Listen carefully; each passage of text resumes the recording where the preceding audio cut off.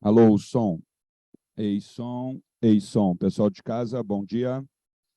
Alguém me manda um oi aí só para ver se estão ouvindo certinho. No princípio, acho que está ok, né? Tá. A barrinha aqui está subindo aqui do... Ok, bom dia. Ah, obrigado. Mandaram um bom dia aqui. Vamos lá então, pessoal. O que é isso? Agora abriu o PowerPoint.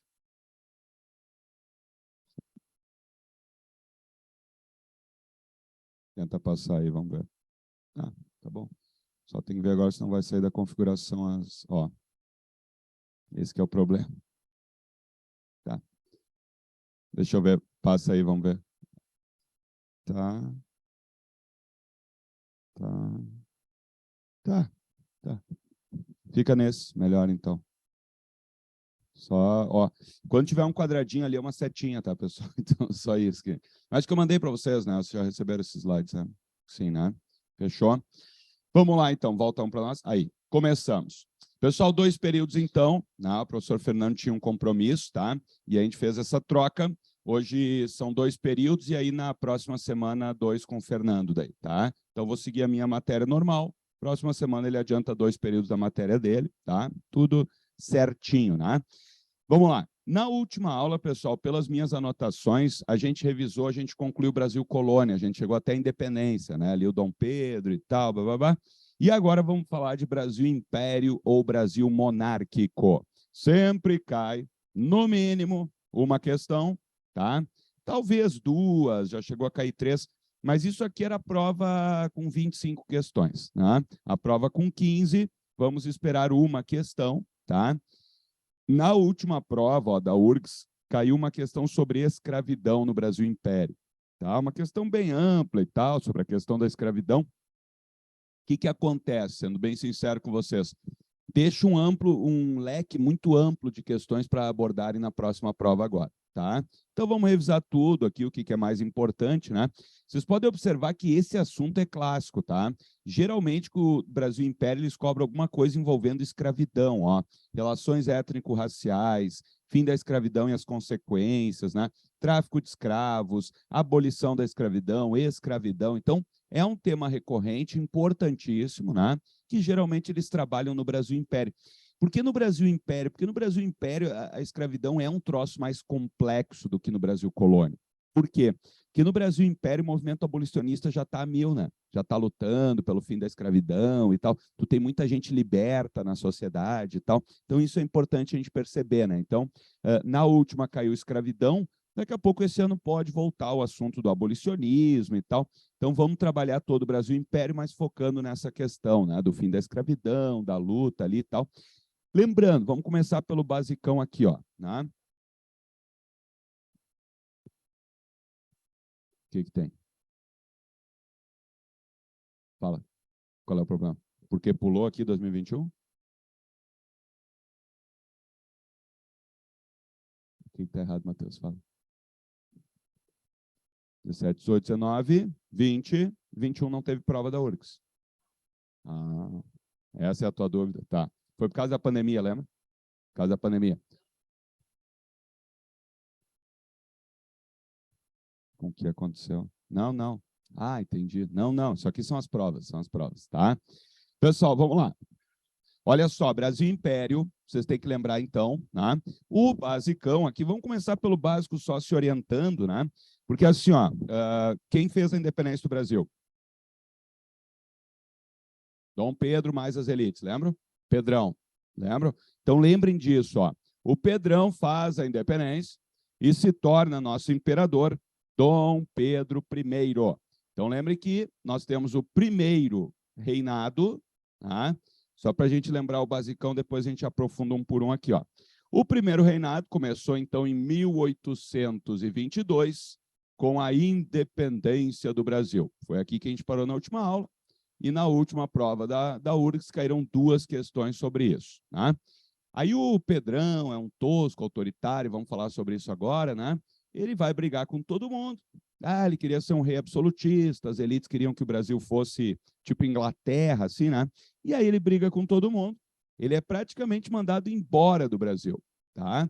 Em 1831, nós temos o episódio da abdicação. Lembram?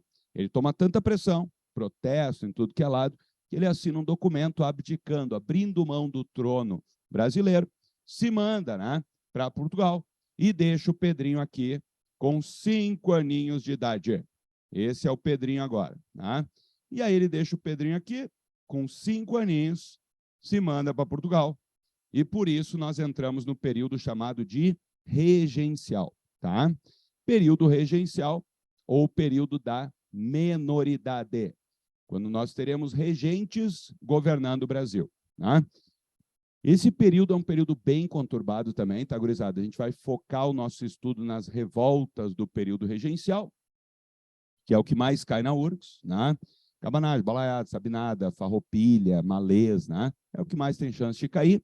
E aí, em 1840, para acalmar a situação, nós teremos o golpe da maioridade. Para acalmar a galera, eles vão botar de volta a figura de um imperador.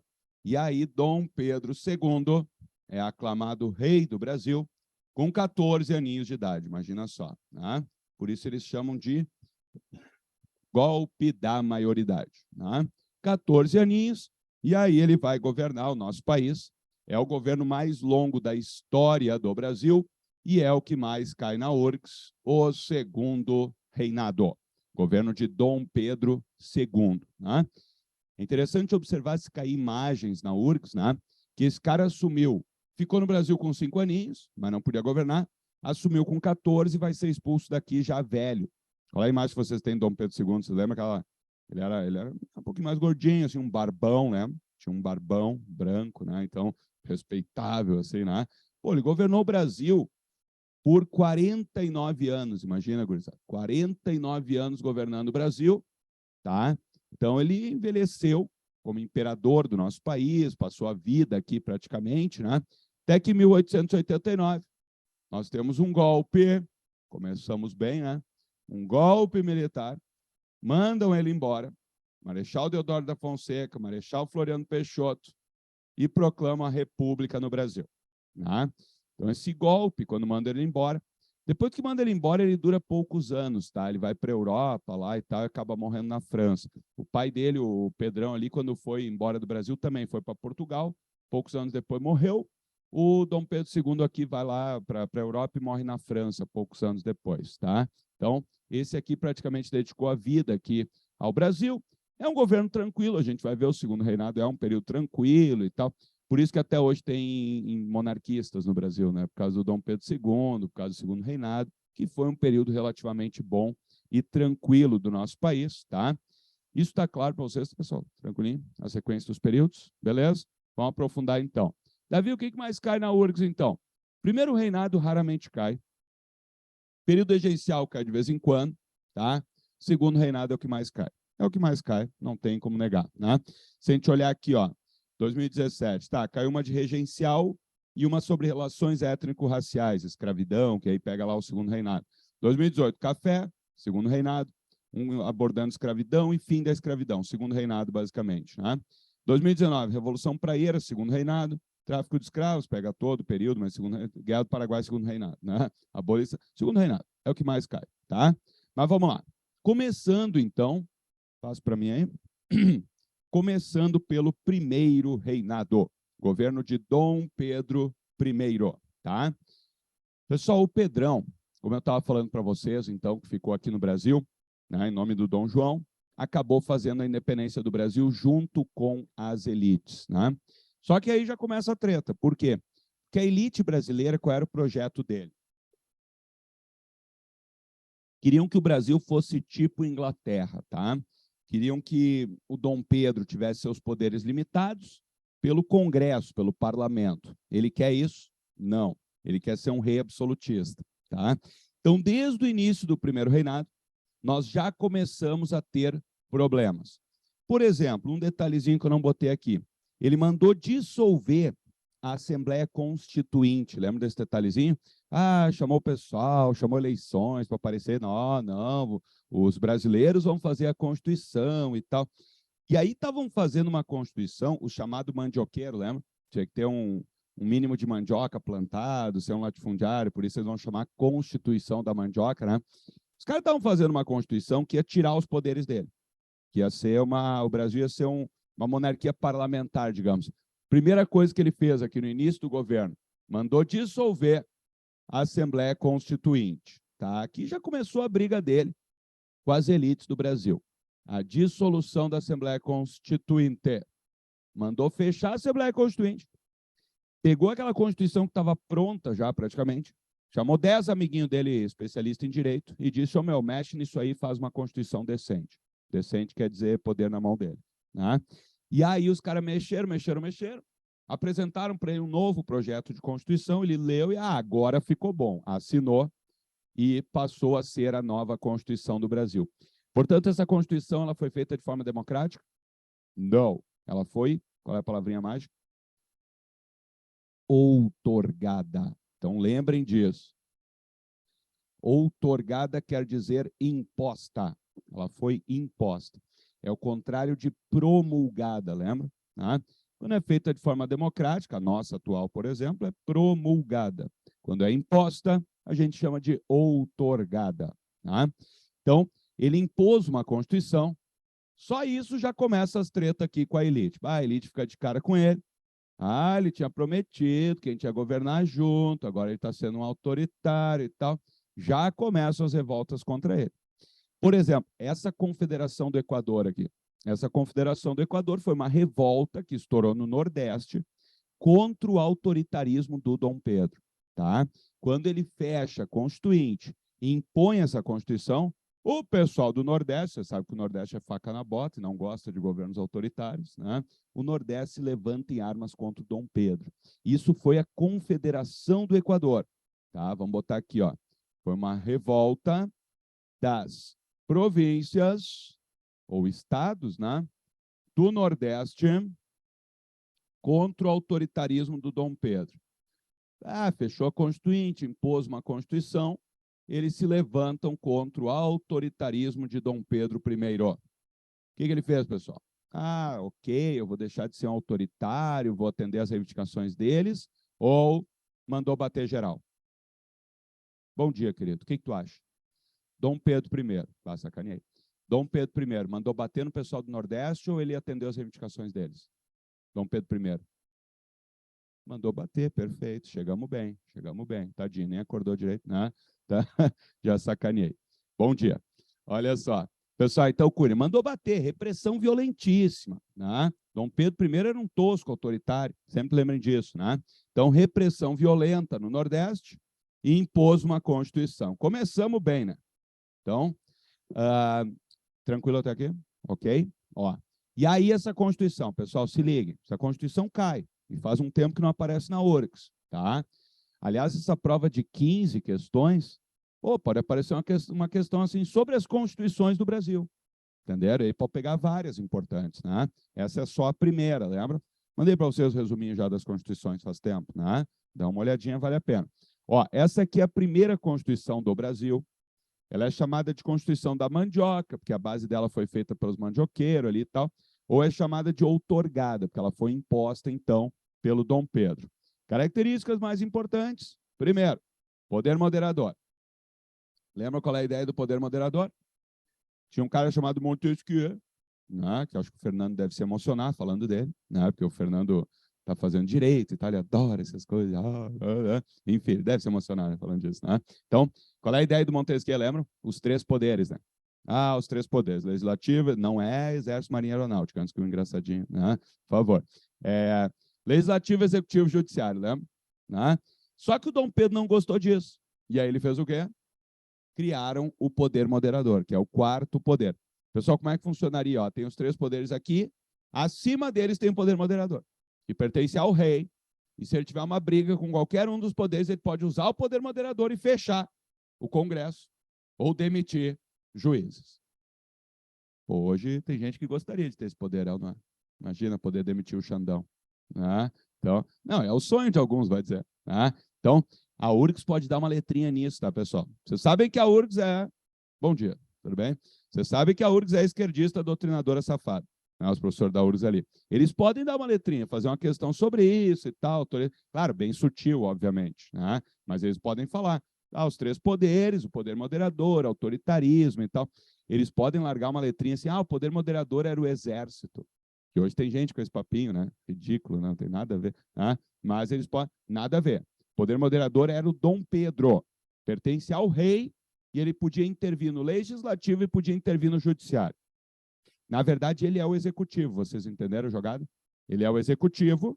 Se ele tiver uma briga com algum dos outros poderes, ele aciona o moderador e pode intervir nos outros poderes. Tranquilinho? Troço autoritário pra caramba, poder moderador. Voto censitário, todos dominam esse conceito? O que é censitário, pessoal? Grana, renda. Quem é que podia votar? Isso aqui é muito importante. Quem é que podia votar no Brasil Império? Somente homens livres e ricos. Aí, acima dos 25 anos, tá? Mas eles não cobram muito. Tem que lembrar que são homens ricos, basicamente. Né? Quem é que participava da política no Brasil Império, resumindo? Né? O Congresso, por exemplo, ele era composto basicamente por homens brancos, velhos e ricos. Né? Senhor, mas olhando hoje é meio assim também. Tá, mas hoje é por outros problemas. Né? Hoje a gente que não sabe votar direito e tal. Mas, enfim, parei. Voltando. Né? Então, nessa época tinha uma restrição.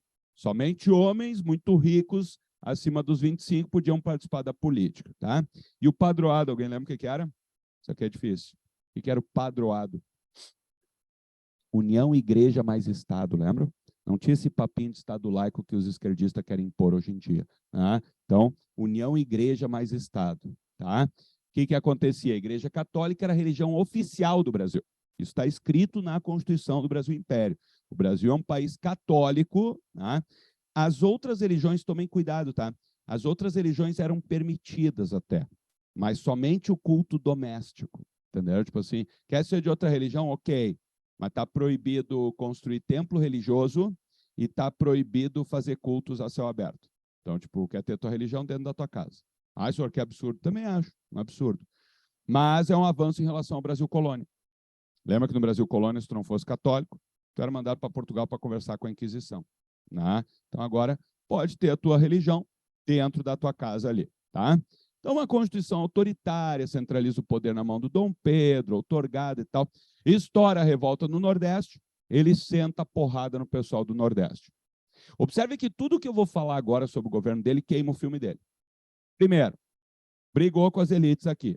Segundo, impôs uma Constituição. Terceiro, mandou reprimir o pessoal do Nordeste. Quarto item, crise econômica. Crise do interciclo. Isso aqui, pessoal, vocês lembram aqueles conceitos que eu já falei para vocês do Maquiavel? Virtude e fortuna, que é legal para a gente analisar. Né? Virtude seriam as virtudes de um governante. Fortuna é se o cara deu sorte ou azar. Lembra? O Maquiavel diz, para ser um cara foda na história, tem que ter as duas coisas, não adianta. Não adianta só ter sorte e ser um imbecil. Não adianta ser um cara foda e dar azar, pegar o país na merda. Não vai entrar para a história também. Tá? Então ele diz, o cara foda tem que ter virtude e fortuna para entrar na história. Pense um exemplo, vamos lá, Getúlio Vargas, lembra? Pô, o Vargas foi foda. 1000 tretas com ele, mas tinha virtude e teve fortuna, não é? Teve sorte e era um cara foda. Aqui nós temos exemplo inverso, não é? O Dom Pedro I não tinha virtude, era um tosco autoritário, não sabia governar e deu azar ainda por cima, tá entendendo? Não tinha virtude. Não, sério. O pai aqui, ó, Dom Pedro I, Pedrão, não tinha virtude e não teve fortuna. Era um tosco autoritário e teve azar. O filho é o inverso. O Dom Pedro II tinha virtudes, tinha virtude e deu sorte, vai ter fortuna também. Vai pegar o auge do café, a economia do Brasil vai estar bem. O Dom Pedro I pegou a economia do Brasil na merda. Crise do interciclo. O que é crise do interciclo, pessoal? Entre ciclos econômicos. Quais foram os ciclos econômicos importantes do Brasil colônia? O Brasil já era, destruíram tudo. Açúcar está em decadência. Mineração não encontram mais nada. Qual vai ser o grande ciclo do Brasil Império? Café, não começou ainda. Estão entendendo a ideia de interciclo, entre ciclos? Né? Está no momento de entre ciclo. Não tem um grande produto sendo vendido para fora para cobrar imposto em cima e sustentar o Estado parasitário brasileiro. Né? E aí, de onde ele vai tirar dinheiro? Novos empréstimos com a Inglaterra, aumentando a nossa dívida. Né? Da onde vocês acham que ele tira dinheiro para bater no pessoal do Nordeste? Empréstimos com a Inglaterra. endividando mais nosso país. E para pagar os juros desses empréstimos, o que ele vai ter que fazer? Uma coisa que o povo brasileiro adora também, aumento de impostos. Tá? Então, tudo queima o filme dele, estão vendo? Né? Vai queimando o filme, crise econômica, repressão no Nordeste, guerra da Cisplatina. Lembra quem foi isso aqui? A Cisplatina, gurizada, isso aqui é a história do Sul, aqui, a URGS às vezes cobra. A Cisplatina é o que hoje a gente chama Uruguai, lembra? A Cisplatina, o Dom João dominou no governo dele, tá? Então era nossa, ó, tinha a província do RS melhor em tudo e tinha a província Cisplatina, tá? O que acontece aqui no primeiro reinado? Os argentinos, né, metem uma pilha ali, e aí o pessoal da província Cisplatina, não, nós outros agora somos independentes, não? E aí surge o Uruguai. Estoura uma guerra, na verdade. O Brasil vai lá tentar reprimir essa revolta, tá?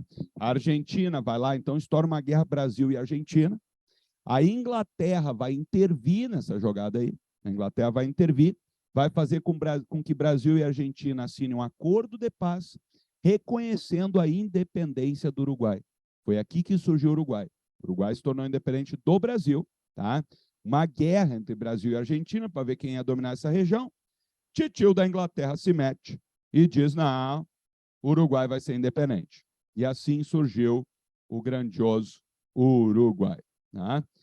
Por que a Inglaterra meteu essa pilha para a independência do Uruguai, pessoal? Vocês percebem que o Uruguai é estratégico aqui? Bacia do Prata. Tá? Também, a ideia era, tem um historiador que fala assim, o Uruguai foi criado como um algodão entre dois cristais, olha que bonitinho, né? Para impedir que os dois se quebrem ali, né? O Brasil e a Argentina viviam brigando, dois irmãozinhos que brigam bastante, né? Então, o Uruguai separa e o Uruguai é estratégico para a Inglaterra ter acesso à Bacia do Prata. A Inglaterra praticamente faz a independência do Uruguai, então, e consegue acordos de livre comércio, passa a dominar esse lado aqui da Bacia do Prata. O que isso interessa para nós, pessoal? Foi bom ou ruim isso aí? O resultado final dessa guerra aí? Péssima, não é? Imagina, o Brasil passou 3 anos investindo armas, soldados, né, mobilizando tropas e tal, perdemos a Cisplatina. Da onde ele tirou esse dinheiro? Mais empréstimos com a Inglaterra, olha que maravilha. Né? Então, só queima o filme. Dom Pedro só queima o filme. Reprimiu o pessoal do Nordeste, a gente perde o Uruguai, né? Só que foi horrível para o Brasil, a perda do Uruguai, então, da Cisplatina, que se torna independente. Tem aquela questão sucessória lá em Portugal, você lembra dessa treta aqui? Quem é que morreu lá? Quem era o pai do Dom Pedro? Dom João, lembra? O Dom João voltou para Portugal. Diga.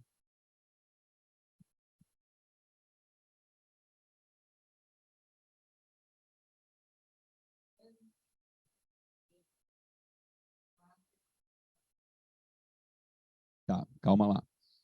A Inglaterra não queria que essa guerra acontecesse. Eu estou pensando, eu não falei isso, né? Independente. Isso. Que, na verdade, é assim, vamos lá. A Cisplatina pertencia ao Brasil, tá? Volto um pouquinho antes aqui. A Cisplatina pertencia ao Brasil. Então, o Brasil tinha um lado da Bacia do Prata, a Argentina tinha o outro lado da Bacia do Prata. Aqui é a Argentina, tá? E aí, o que acontece? Os argentinos metem uma pressão, uma pilha ali, os uruguaios se declaram independentes, né? E aí o Brasil não aceita, manda tropas para reprimir, a Argentina manda tropa ali também, estoura essa guerra. A Inglaterra, a princípio, não teve nada a ver com isso, no início. Foi uma guerra do Brasil com a Argentina.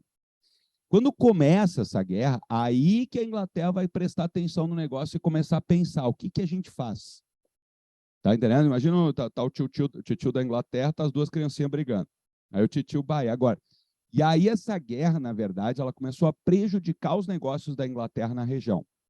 Por isso ela vai lá fazer os dois parar de brigar e reconhecer a independência. Por quê, pessoal? Imagina, numa guerra tu pode fazer o que tu quiser, né? Na guerra você sabe que todo tipo de abuso e horrores acontece. Né? Então, o que acontecia? Aqui, entendam que a Bacia do Prata é porta de entrada e saída para o continente americano. Então, aqui passava muito navio britânico, carregado de produtos e mercadorias. O que começou a acontecer durante a guerra, tá? Navios britânicos estavam passando aqui, daqui a pouco, sei lá, os brasileiros atacavam o navio, matavam toda a tripulação, roubavam todos os produtos, afundavam o navio e mandavam uma mensagem para a Inglaterra. Britânicos, a gente viu os malditos argentinos atacando o navio de vocês. Se quiserem bater nos argentinos, estamos juntos. E a Inglaterra ficava meio, mas será que foi os argentinos? E os argentinos faziam a mesma coisa. Atacavam o navio britânico, matavam a tripulação, roubavam os produtos, afundavam. Ah, ô Inglaterra, foi os brasileiros, hein? Entendeu? Então isso começou a atrapalhar muitos negócios. A Inglaterra, a princípio, não estava posicionada nessa guerra aqui. Né? Ela está pensando dela, óbvio. Né? E o Brasil pedindo dinheiro emprestado, ela empresta, altos juros, ganhando dinheiro em cima do Brasil e tal. Se bobear, ela estava até financiando a Argentina também, nessa guerra aqui na Inglaterra, é foda. E aí o que acontece? A Inglaterra olhou e pensou, meu, primeiro, está atrapalhando os negócios, tem que acabar com essa guerra. Segundo, qual seria a melhor solução para essa treta? E aí que vem a solução. Porque se a Argentina queria dominar o Uruguai, se a Argentina domina o Uruguai, ela tem os dois lados da Bacia do Prata. Isso é ruim, né? Ela vai ter um monopólio, vai cobrar altas taxas e tal. Se o Brasil domina um lado, a Argentina do outro, tá, ok, são dois, mas é dois grandes que vivem disputando, podem querer cobrar taxa da Inglaterra também. Ela não é a melhor solução para a Inglaterra surgir um paizinho pequenininho. Nada contra, tá, pessoal? Gosto muito do Uruguai. Acho um exemplo, tá? Mas é fraquinho, né? Diplomaticamente falando e tal. O Uruguai surge já meio subordinado com a Inglaterra. Inclusive, alguém é uruguaio aqui, pessoal? Não? Né, tem uma sacanagem, nunca contem para os uruguaios que eu falei, tá? Mas tem historiadores que chamam o Uruguai de país tampão, que a Inglaterra criou aqui para garantir os interesses dela aqui no meio. Faz sentido, mas não é legal. Também. Mas é mais assim para garantir os interesses da Inglaterra. Tá? Então, criaram o Uruguai ali, por isso, então. Tranquilinho? E aí acaba sendo péssimo para o Brasil. Eu ia falar, ó, questão sucessória lusa, então. Morreu Dom João, né? Aqui é laços de família, história complicadinha. Morreu Dom João lá em Portugal. E aí, quando morre o Dom João, o direito ao trono de Portugal caiu para o Dom Pedro I, seu filho mais velho. Problema, Dom Pedro I era nosso imperador, rei do Brasil. A elite brasileira encosta no Dom Pedro e diz, Pedrão, nós não aceitaremos voltar a nos unir com Portugal. Vocês estão entendendo? O direito ao trono de Portugal caiu para o Dom Pedro, que era o nosso rei. Aí ele ia ser rei do quê? Brasil? Bom dia, querido. Tudo bem? Ele seria rei do Brasil e Portugal ao mesmo tempo. Problema, o Brasil aceita se unir de novo com Portugal? Não, né? Entendeu? Toda a luta, voltar a ser unido a Portugal. Caramba! A elite encostou no Dom Pedro e disse, Pedrão, tu vai ter que escolher. Ou Brasil ou Portugal. Quem que ele escolheu? Não, Brasil, pessoal. Vamos parar com essa... Portugal. Não, Brasil, Zilzil. Brasil. Portugal. Não, Portugal goleou ontem. Foi a Espanha, né, que caiu. Eu ia dizer, Portugal nem chegou, né? Mas foi a Espanha que se deu mal. Mas enfim. Ó, aí, pessoal, o que acontece, né? Eles metem uma pressão e Dom Pedro, não, beleza, vou ficar aqui no Brasil. Aí ele abre mão do trono de Portugal. Pessoal, agora atenção. Quando ele abre mão do direito ao trono de Portugal, o direito ao trono cai para quem? Filha, muito bem. Tá? Ele tinha um irmão, olha a treta que vai dar aqui, tá? Ele tinha um irmão chamado Dom Miguel. Dom Miguel.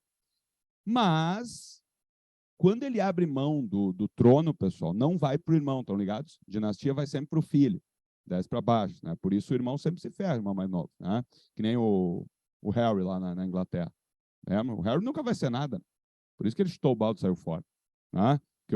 Se um dia o Charles assumiu, lembra que a gente estava discutindo que o Charles nem ia assumir, ninguém gosta do Charles, assumiu, ele disse, não, o trono é meu, dane-se. Ninguém gosta de mim, azar. Tá lá, rei Charles agora. Né? Então, o Charles assumiu. Se um dia acontecer uma coisa com o Charles, porque se ele tiver a genética da mãe, né? A gente sabe que ele vai durar bastante aí. Né? Se um dia acontecer uma coisa com o Charles, o poder cai para o William. É ou não é? William. E o William já fez quantos filhos ali? 3? Não sei se bobear já tem mais algum encomendado. Né? Não, ele é Kate Middleton o tempo todo, né? Fazendo filho. E aí, então o Harry nunca vai ser nada, tá entendendo? Desce do Charles para o William, do William para os 3 filhos que ele tem ali. Né? Mesma coisa aqui, ó, o Dom Miguel nunca seria nada. Então, o direito ao trono caiu para a filha mais velha do Dom Pedro. Professor, por que filha? Porque ele não tinha filho homem ainda. O Pedrinho, que vai ser o nosso Dom Pedro aqui, segundo, estava sendo fabricado nesse ano. Tá? Então, não tinha ainda. Então, cai para Mariazinha, Maria da Glória. Problema, essa guria tinha 6 aninhos. Olha a treta. O que ele faz? Ele pega a filha, bota num navio e manda para Portugal. Vai, filha, seja rainha. Boa sorte. Tá? mandou para... É sério, com tutor, cuidando dela e tudo mais e tal, mandou para Portugal. Aí ela chega em Portugal, só que o problema é que, como ela tem 6 aninhos, ela não podia governar. Então, ela vai para Portugal, mas colocam o Dom Miguel como regente. Vocês estão acompanhando? Dom Miguel é o que mesmo? Irmão do Dom Pedro, ou seja, tio da Mariazinha. Então, beleza. Coloca o Miguel como regente. O dia que a Mariazinha virar maior de idade, ela assume o trono como rainha. Problema, Miguel vai aceitar isso aí? Não. O Miguel pega e dá um golpe lá em Portugal, vai dar um golpe na sobrinha, imagina. Golpe não, né? Tinha 6 aninhos, tadinha. Né? Deu um tranquezinho ali com a criança passando. Né? Não, não faz isso. Né? Então, não, o que ele fez? Olha que sacanagem. Pegou ela, botou no navio e mandou para a Inglaterra. Vai, essa guria aqui deve ter uns traumas, né? Vai dizer. Né? O pai mandou ela para Portugal no navio com 6 aninhos. O tio pegou, tá, sai daqui, botou no navio e mandou para a Inglaterra. Né? E aí ele dá um golpe, se autoproclama rei de Portugal. Problema, os portugueses odeiam ele, não aceitam ele e começam a implorar para quem voltar para lá, pessoal, e tomar o poder. O Dom Pedro, está entendendo? Os portugueses começam, todo dia chegava aqui no Brasil, cartas de Portugal, mensageiros pedindo, Dom Pedro, por favor, volta para lá, derruba esse merda do teu irmão, nós odiamos o Dom Miguel, volta para Portugal, por favor. E aí o Dom Pedro fica, volta ou não volta? Volta ou não volta? E agora, o que eu faço? Né? E aí aqui já estava uma merda, crise econômica, autoritário, ninguém gostava dele. Quando ele fica meio vou, não vou, vou, não vou, o povo brasileiro sai para as ruas. Vai, Dom Pedro, vai, Dom Pedro. Começa uma onda de protestos e manifestações contra ele. Né? Não esqueçam de somar aqui também. Não vou botar porque não cai em prova, né? Mas um fator que queimou o filme dele também foi a vida louca de Dom Pedro I, lembra? Já ouviram falar das aventuras sexuais amorosas dele, né? O cara tocava o terror, ele não tinha o mínimo de noção, né? Ele tinha sua esposa, a Imperatriz Leopoldina, sua amante oficial, a Domitila de Castro, que ele deu um título de Marquesa de Santos, e pegava geral por fora ainda. Ele tinha a esposa, a amante oficial e saía pegando por fora. O cara tocava o terror. Ele deixou 18 filhos reconhecidos, que a gente sabe, assim, que ele assumiu, não, isso aqui é meu, com 8 mulheres diferentes, tá? Isso que a gente sabe, assim, tá? O cara tocava o terror e tal, as histórias alucinantes e tal, mas enfim, não veio ao caso. E aí essas fofocas também queimaram o filme dele, e aí começa uma onda de protesto, uma onda de protesto, uma onda de protesto. Finalmente, em 1831, a elite brasileira, mais o povo, cercam o palácio. Pessoal, tem um episódio famosinho aqui, se cair na URGS, cuidado, aquela Noite das Garrafadas, já ouviram falar? O que foi a Noite das Garrafadas? O clima estava tão tenso no Rio de Janeiro, um pouquinho antes da abdicação, tá? Só se cair Noite das Garrafadas tem que marcar a crise do primeiro reinado. O clima estava tão ruim no Rio de Janeiro que brasileiros e portugueses estavam se pegando na porrada. Os portugueses eram a favor do Dom Pedro, os brasileiros queriam matar ele. E aí, onde é que rolava os debates políticos nessa época? No boteco, né? Quem sabe que é um troço. Quem sabe que é um troço perigoso, imagina. O pessoal toma umas e tal. Daí, numa mesa, um brasileiro falava, aquele merda do Dom Pedro. E um português, ora, pois, cuidado ao falar de nosso rei, de nosso imperador, Carlos, você sai daqui, Portugal, volta pro teu país. Seu merda, voava uma garrafa, né? Quebra pau, destruir. Então, Noite das Garrafadas, brasileiros e portugueses se pegando na porrada. Horrível. Não, quebra pau todos os dias quase, Matheus. Né? E aí o que acontece? No dia 7 de abril, cercaram o Palácio de Governo, iam invadir o Palácio, matar o Dom Pedro, se bobear. Ele consegue costurar um acordo com a elite. Ele chama a elite para dentro do palácio, conversa e diz, tá, eu tenho que ir embora. Os caras, tu tem que ir embora. Ele, tá, beleza, eu vou. Mas posso deixar meu filho? E aí os caras, olham, tá, pode ser. Por que eles aceitaram o filho dele, pessoal? Por que não mandaram o filho embora junto? 5 aninhos. Nasceu onde, o guri? No Brasil. Temos um brasileiro, que no final a treta virou, sai daqui, tu é português. Né? Só que o filho dele era brasileiro. Nasceu aqui, de uma linhagem nobre, né? Filho de 2 nobres, do Dom Pedro com a Imperatriz Leopoldina. Né? Então, um cara de linhagem nobre, 5 aninhos, brasileiro, o pai vai embora e nunca mais vai voltar. Podemos ou não podemos educar e doutrinar esse guri para ser um rei decente agora? Né? Esse foi o plano da elite. Acalma o povão, eles vão achar que as coisas mudaram, na verdade a elite assume o poder agora, no período regencial, né? E fica o gurizinho aí. Então aceitaram, ele assina um documento abdicando do trono brasileiro, se manda, bom dia, sai pela porta dos fundos do palácio, pula no navio britânico, a Inglaterra leva ele para Portugal, ele vai lá para Portugal brigar com o irmão dele, isso não cai, tá? Mas só para você saber o final do Dom Pedro.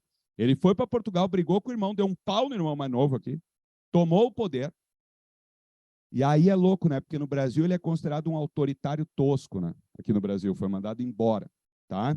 Lá em Portugal ele toma o poder e eles odeiam tanto o Dom Miguel, que como ele derrubou o Dom Miguel, eles adoram ele lá em Portugal. Se vocês procurarem, ele virou rei na internet, procura por Dom Pedro IV de Portugal. Foi o quarto Dom Pedro de Portugal. E lá eles amam ele, porque ele derrubou o Miguel, que era um tosco autoritário, pior do que o irmão. E quando ele ia começar a governar, mostrar que era autoritário, ele morreu. Ele morreu, pô, ele vence o irmão, contrai tuberculose durante a guerra e morre quando assume o poder. Ah, morreu nosso Dom Pedro IV, um liberal, quase um democrata. Uhum. Vai nessa. Não, aí que tá. Isso é interessante, né? Como a visão de uma figura é diferente num país e no outro. Né? Então, lá ele morre, e aí fica o gurizinho, o Pedrinho aqui. Tranquilinho, pessoal? Primeiro reinado, belezinha? Passa para mim aí, para o regencial. Pessoal, aí chegamos no período regencial, que começa a cair mais na URGS, tá? O que vocês têm que lembrar do período regencial? Mamãe URGS, quando quer sacanear, gurizada, quando quer pegar pesado, ela cobra, às vezes, uma questãozinha de política do período regencial. Então, tomem cuidado com a questão política, tá? Porque o período regencial ele é bem complexo, assim, na questão política, né? Os regentes. Não precisa saber isso que eu vou falar agora, mas só para você saber. Primeiro teve uma regência trina provisória, 3 regentes provisórios, governaram 2 meses só. Aí fizeram uma eleição e tal. Aí teve uma regência trina permanente, 3 regentes, não precisa saber o nome deles, tá? Nessa regência trina permanente vai ter essa lei aqui, que eu já vou explicar que é importante, tá? Aí depois tem uma regência una, do Diogo Feijó, que era um liberal. Ó, o início é o chamado avanço liberal. E aí não vai dar certo, vão começar a estourar revoltas em tudo que é canto, e aí vem os conservadores ao poder. Regência una do Araújo de Lima. Tá? Então foram 4 regências, uma trina provisória, uma trina permanente, a una do Diogo Feijó e a una do Araújo de Lima. Essa é a parte mais chatinha do período regencial. E é chato, admito essa parte. Tá? Se a URGS quisesse ganhar vocês, o que vocês têm que saber? Primeiro, a ideia de vazio de poder. Pessoal, qual é a ideia de vazio de poder? Esses regentes, eles vão ser quem? Gente da elite. Gente da elite brasileira. E esses caras não serão respeitados. Vai haver uma espécie de vazio de poder, é o termo mais correto. Tá? Aí, Davi, por que? Não entendo. Por que não vão respeitar eles? Porque a galera era muito acostumada a ter rei. Hoje a gente acha estranho, né, a ideia de ter rei. Por que a Inglaterra ainda mantém aquilo lá e tal? Né? Porque não aproveitaram a morte da Lilibet agora para mandar embora a monarquia e tal. Mas lá eles acham legal, lá eles estão acostumados a isso. Tá? Entendam, nós, pessoal, nós somos educados, né, / doutrinados, socializados, dentro da lógica republicana presidencialista, não é? A gente acha o mais legal, o mais correto, óbvio, assim, a gente considera eleger um presidente, não é? Tá? A gente acha estranho ter rei e rainha. Só que nessa época o pessoal achava estranho não ter rei e rainha, estão entendendo? O pessoal era muito acostumado com essa ideia. De ter alguém de uma família real, nobre e tal. Quando esse pessoal da elite assume o poder, quem é esses bosta aí? E vai dizer até hoje, a gente nem lembra quem são esses caras. Né? Eu citei o nome aqui, Diogo Feijó, Araújo de Lima. Ninguém lembra desse cara, não. Então, é a ideia de vazio de poder. Esses regentes não serão respeitados. E esse é um dos motivos que estoura essas revoltas pelo Brasil. Tá? A ideia desse vazio de poder. Tá? Isso no primeiro período, o avanço liberal, e por isso depois que eles dão esse golpe da maioridade, estão entendendo? Para resgatar o respeito à figura do poder central, na figura de um rei, mesmo que com 14 aninhos, né? Pô, era um brasileiro, rei, de linhagem nobre, estão entendendo? E vai funcionar. O segundo reinado é um período tranquilo. Não se costuma falar de revoltas do segundo reinado. Teve 1, 2 ali, mas não tem muita importância. Tá? Então, primeiro, lembra a ideia de vazio de poder. Segundo, esses políticos que vão assumir o poder, eles podem ser divididos basicamente em 2 grupos. Primeiro, nós teremos o grupo dos liberais E depois nós teremos o grupo dos conservadores. Pessoal, aí vem uma pergunta importante, tá? Que vocês têm que fazer sempre. Tá, Davi, mas o que era ser um liberal e o que era ser um conservador no Brasil no período regencial? Porque no Brasil é difícil, né? Ah, eu sou um liberal. Defina o que é ser um liberal para ti. Né? Porque, não, eu sou liberal nisso, conservador naquilo. Tá? Mas, enfim. Pessoal, sério, aqui é fácil de saber. E aqui tem lógica a coisa nesse período.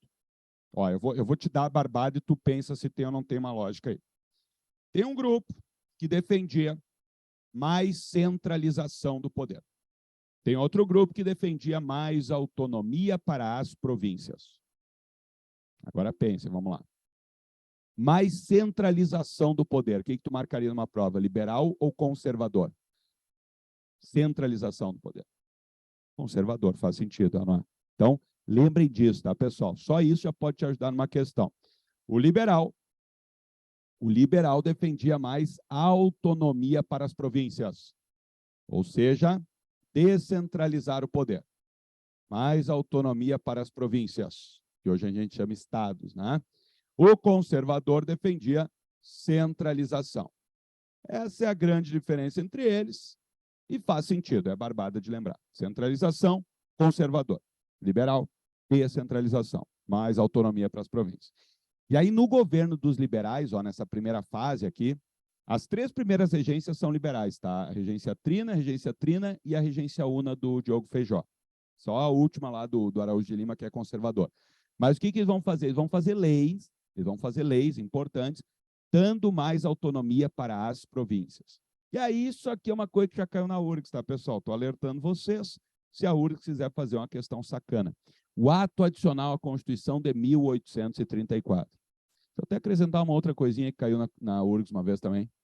Em 1831, eles criaram um negócio chamado Guarda Nacional. Já ouviram falar? Guarda Nacional, foi criado em 1831, que eram forças paralelas ao Exército nas províncias. Cada província tinha sua própria Guarda Nacional. A função era reprimir revoltas, tá? Eles nomeavam alguém de confiança em cada província, eles chamavam esse cara de coronel. Não vai dar certo isso aqui, imagina, os caras, eles vão dar poder para líderes políticos locais, os chamados coronéis. E aí a ideia era que esses caras reprimissem revoltas nas províncias. Vou te dar um exemplo. Aqui no Rio Grande do Sul, nomearam como coronel um cara chamado Bento Gonçalves. A ideia era esse cara liderar a Guarda Nacional e reprimir revoltas. O que ele vai fazer aqui no Rio Grande do Sul? Vai liderar a grande revolta. O 20 de setembro, lembra? A Farroupilha. Foi começada pelo Bento Gonçalves. Né? Então não vai dar certo isso aqui. A Guarda Nacional vai dar autonomia para as províncias, vai ter a tropa em cada província, ali paralela ao Exército. Esse ato adicional à Constituição, ó, eles decretaram que a regência, a partir de agora, passava a ser um só. Essa história de 3 não estava funcionando. Eleita pelo voto direto dos homens ricos, maiores de 25 anos, né? E criar as assembleias legislativas provinciais. Isso aqui é interessante, ó.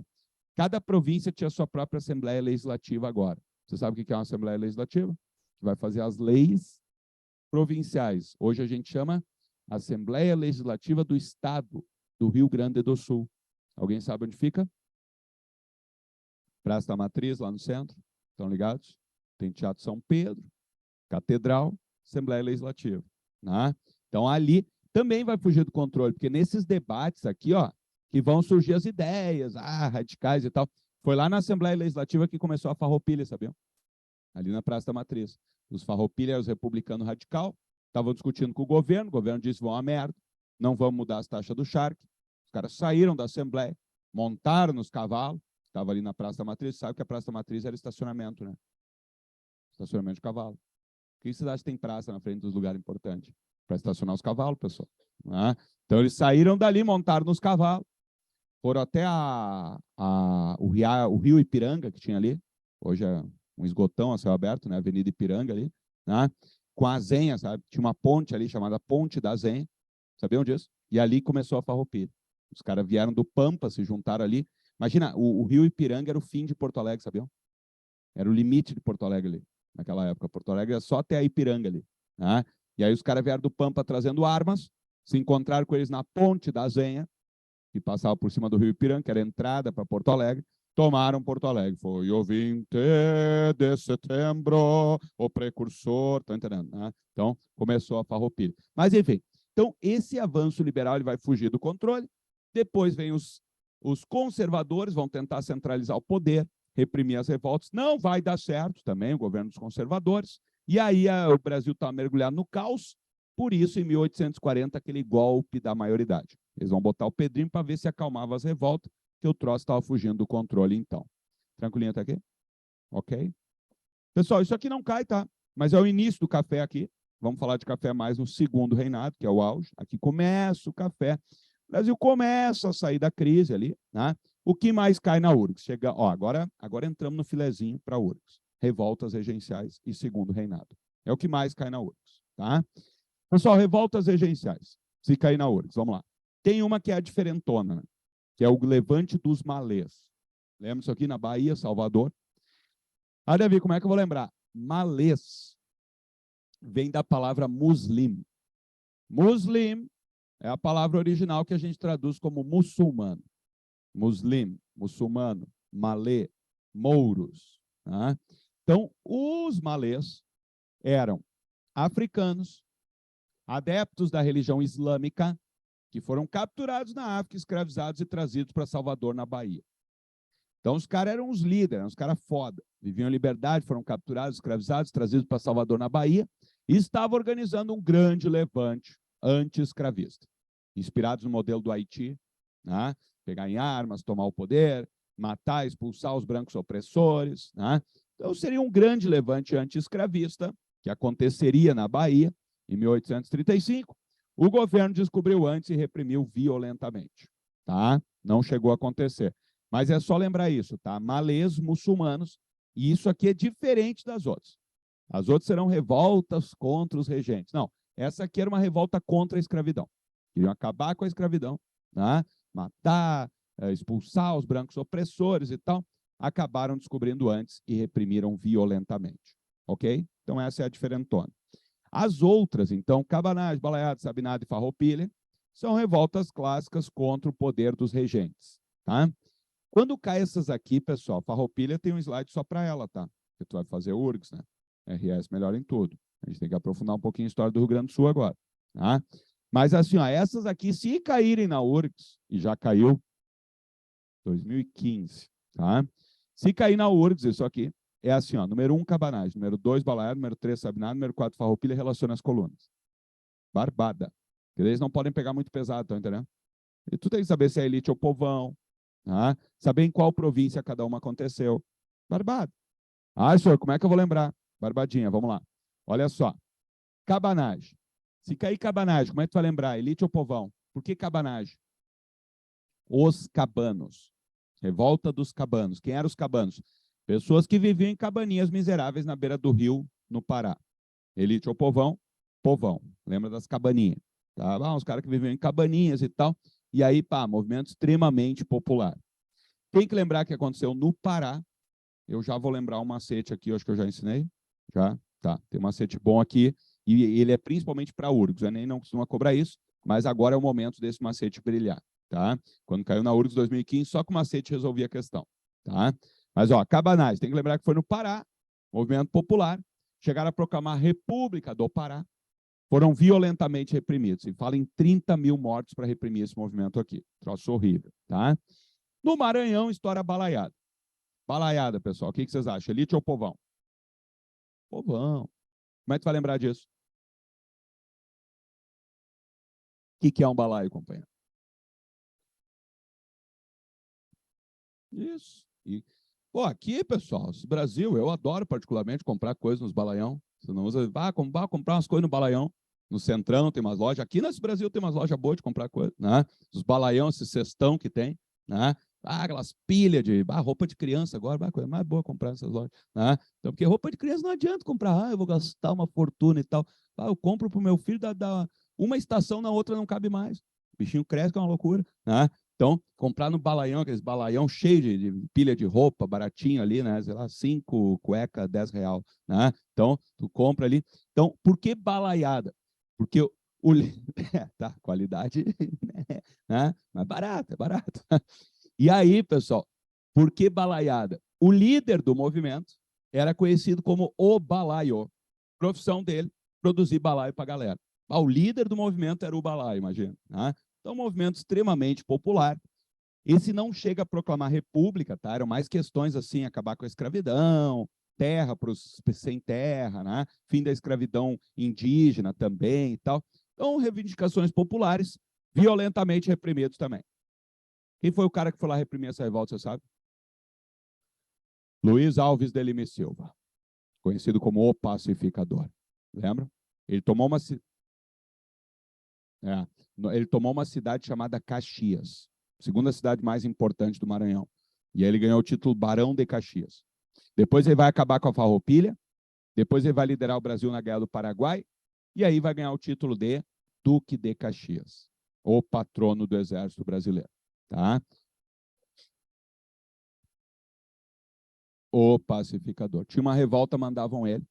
Depois que ele ia embora, estava todo mundo pacificadinho, 7 palmos embaixo da terra. Tá? Personagem polêmico, hein? Que a URGS pode meter uma questão. Personagem importante. Pô, reprimiu a balaiada, reprimiu a Farroupilha e liderou o Brasil na Guerra do Paraguai, que foi uma matança. Então, herói. Como assim, herói? Quando a gente estuda mais... genocida no ponto de vista de alguns, né? Herói para outros, tá? Então, cuidado. E aí ele reprime a balaiada, se fala em 12 mil mortos aqui. A Sabinada, pessoal, cuida, essa aqui é diferente, tá? Camadas médias urbanas de Salvador.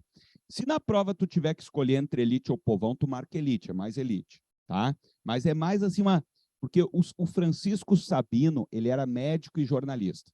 Senhor, mas é elite. Nessa época, elite mesmo é latifundiário, lembra? Né? Então, médico, jornalista, advogado, era tipo uma classe média alta urbana nesse período, tá? Então, é um movimento das classes médias altas urbanas de Salvador, chega a tomar o poder em Salvador, proclama a República Baiana e tal, o governo vai lá, mata uns 1.200 e acaba com essa revolta aqui, tá? Chegaram a proclamar a República. Pessoal, Barbado, ó, fica aí, vamos lá. Cabanagem, Pará. Senhor, como é que eu vou lembrar? Ó, só isolar as primeiras letras, Barbadinha, tu tá na prova lá, número 1, cabanagem, número 2, balaiada, número 3, sabinada, e aí do outro lado vai ter revolta popular ocorrida no Pará, revolta popular ocorrida no Maranhão, revolta mais elitista ocorrida na Bahia. E aí? Lembram? Estão lembrando algum? Tem várias opções, né? Tem várias opções. Tá? Por exemplo, ó, se cair... as frases eu acho que é o melhor, né? As frases eu acho que é o melhor. Mas vamos lá. Por exemplo, assim, ó, se cair revolta ocorrida na Bahia, Bahia, capital Salvador, Barbada, não é? Salvador, Sabinada, Sabinada, Bahia. Tá? Se cair revolta no Maranhão, BM, Brigada Militar, né? Ou Bob Marley, não é? Maranhão, São Luís do Maranhão, capital do reggae, no Brasil, né? Mas, enfim. E se cair revolta ocorrida no Pará, tem a Castanha do Pará, né? E tem o Calypso, lembra da Joelma? Né? Que vem do Pará e tal, né? Então, mas aqui, ó, as frases eu acho que é melhor, né? Você deve lembrar as frases, né? Tem frases aqui, ó. Por exemplo, essa do Bob Marley, quem criou foi um aluno, tá? Não fui eu. Né? Bob Marley, um gurizão, uma figura, um queridão, sentado no fundo da sala, tinha um olhinho vermelho e tal, né? Acho que ele tinha alergia e tal. Mas, enfim, e aí um dia ele olhou assim, ô, senhor, já sei, eu falo, ó, macetezinho que ele criou. Senhor, a Colômbia faz o pó, a Bolívia faz a maconha, mas a seda é do Brasil, né? Então, cada um com seu macete, né? Mas eu acho que o melhor macete é o que uma menina desenvolveu no colégio. Não sei se eu falei, eu devo ter falado para vocês. Uma menina do colégio, uma vez eu dando aula, ela, senhor, já sei, eu falo. Senhor, vou me arrumar para night. Hoje vocês chamam revoada, né? É isso, né? Vou me arrumar para night. Daí eu falo, como é que é, querida? Dela assim, ó, isso aqui é barbado. Com pó, blush e make, sou bonita. Acho que é o melhor, vai dizer. Né? Com pó, blush, make, sou bonita. Colômbia, pó, Bolívia, maconha, seda do Brasil. Tem uma outra, um magrão, uma vez que eu até encontrava esse magrão nos protestos, a gente apanhava junto e tal, na época do governo Temer e tal. E aí ele olhou um dia, que vocês notaram que quanto mais popular é a revolta, maior é a repressão, né? A Farroupilha, por exemplo, que é a elite, vão fazer um acordo super bom no final. No Brasil é assim, você sabe, né? Se é movimento mais popular, eles sentam a porrada, né? Nas periferias eles entram, tocam o terror, matam crianças e tal. Se é um homem branco, rico, que recebe a Polícia Federal dando tiro e jogando granada, tem toda uma negociação, ele né? Sabe do que eu estou falando, né? E aí uma vez um guri olhou, senhor, já sei, eu falo, querido, com povão, brigada militar sempre bate, né? Então, não é uma crítica, tá, pessoal? Brigada militar, por favor, né? Mas, enfim, é só um macete aqui, cada um lembra de qual achar melhor. Tranquilinho? Acho que o melhor é com pó, blush make, sou bonito. Só isso resolvia a questão da URGS 2015, tá? Passa para nós aí, vamos falar da farroupilha agora. Porque a farroupilha, gurizado, faz um tempo que não cai, e a farroupilha é um baita assunto para a URGS aproveitar e cobrar história do RS melhor em tudo, tá? Então, o que vocês têm que lembrar da farroupilha? Primeiro, a causa, tá? Isso aqui a URGS já cobrou. Ela pode... a URGS adora dar uma letrinha no movimento tradicionalista. Então, ligados, tem uma treta, né, entre o movimento tradicionalista e os historiadores, né? Porque o movimento tradicionalista, eles escrevem, meu Deus, o historiador, não foi bem assim. Tá? Aquela ideia de desconstruir, descolonizar a forma que ensinam a coisa. Por exemplo, caiu uma vez na URGS, ó. Verdadeiro ou falso, pessoal? A farroupilha eclodiu no Rio Grande do Sul, pois os rio-grandenses não aceitavam mais fazer parte de uma monarquia escravista. Muito falso. Muito falso. Duas ideias erradas. Primeiro, estourou porque eles queriam virar república. Errado. Segundo, porque eles queriam acabar com a escravidão. Muito errado. Tá? Então, muito cuidado com esses detalhes. A URGS adora dar umas letrinhas. Tá? Então, primeiro, por que estourou a farroupilha? Questão do charque, lembra? Grana. O principal produto do Rio Grande do Sul era o charque, a carne seca ali e tal. E o charque do Rio Grande do Sul não estava mais sendo comprado pelo pessoal do Rio de Janeiro e tal. Por quê? Porque Uruguai e Argentina tinham benefícios fiscais. Né? Então, eles queriam que botasse mais impostos sobre o charque do Uruguai e da Argentina, ou tirasse os impostos sobre o charque do Rio Grande do Sul. A elite lá do Rio de Janeiro disse, não, vai rolar. Os caras, então vamos pegar em armas. E aí, o 20 de setembro é isso. Em 20 de setembro...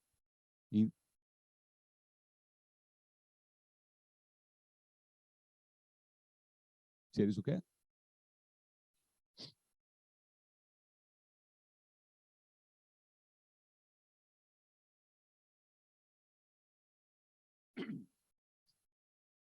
Não, mas para o Rio Grande do Sul fazia toda, né?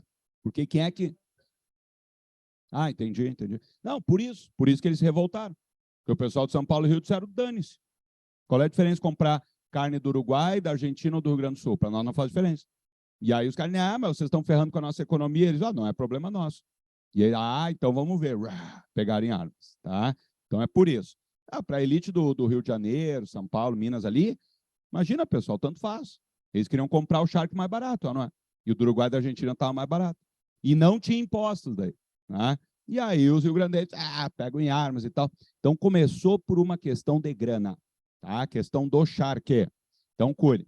Começa em 35, dura 10 anos a briga. Se disser na URGS, foi a guerra civil de mais longa duração do Brasil Império. Verdadeiro ou falso? Verdadeiro. Nenhuma briga durou 10 anos, pessoal. Né? Tá, não morreu tanta gente, tá? Que eram umas brigas de vez em quando, eles combinavam a se bater uma vez por ano, mais ou menos, né? Estou exagerando, mas enfim, tá? Foi muito arrastada a coisa. Durou 10 anos, tá? Lembre que é um movimento elitista, é basicamente a questão do charque, então. Estancieiros e charqueadores que vão liderar esse movimento. Senhor, mas eu li uma questão que dizia que setores populares também participaram da revolta. Sim, né, pessoal? Alguém tem que morrer nas batalhas, não é?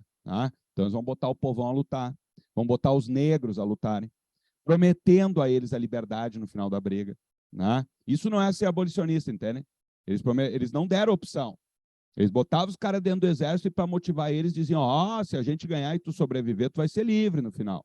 Então, sacanagem. Né? Prometeram a liberdade, no final ainda sacanearam eles. Mas, enfim, movimento elitista, mais por uma questão de grana. E aí, cuidem, a URGS gosta de cobrar. Ela não pega os fatos especificamente, mas as características, tá? Duas características incontestáveis da farroupilha. Primeiro, é um movimento federalista, no sentido de defender mais autonomia para as províncias. Eles queriam que o Rio Grande do Sul tivesse mais autonomia, federalista, tipo Estados Unidos. E é um movimento liberal. Aqui fica difícil, né? Como assim, senhor, liberal? Eles queriam mais impostos e tal. Liberalismo do século XIX, pessoal. Eles queriam mais autonomia para as províncias, né? Eles eram contra a centralização do poder, contra o autoritarismo do governo regencial e tal. Então, por isso, liberalismo. Liberalismo século XIX. Tá? E aí, cuidem se a URGS pegar essas duas características, ó, o separatismo e o republicanismo. Porque isso aqui, ó, caiu na URGS uma vez, ó. Acabei de falar para vocês, né? Caiu assim, Farroupilha eclodiu porque eles queriam se separar e virar república. Errado.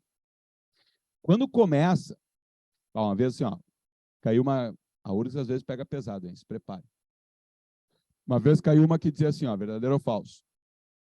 No 20 de setembro de 1835, ó, começou a Farroupilha, os farroupilhas tomaram Porto Alegre e proclamaram a República Rio-Grandense. Verdadeiro ou falso? Falso. Olha que detalhezinho, né? Em 20 de setembro de 35, eles tomaram Porto Alegre e derrubaram o presidente da província aqui, que era nomeado pelos regentes. Mas eles não proclamaram a República, estão entendendo?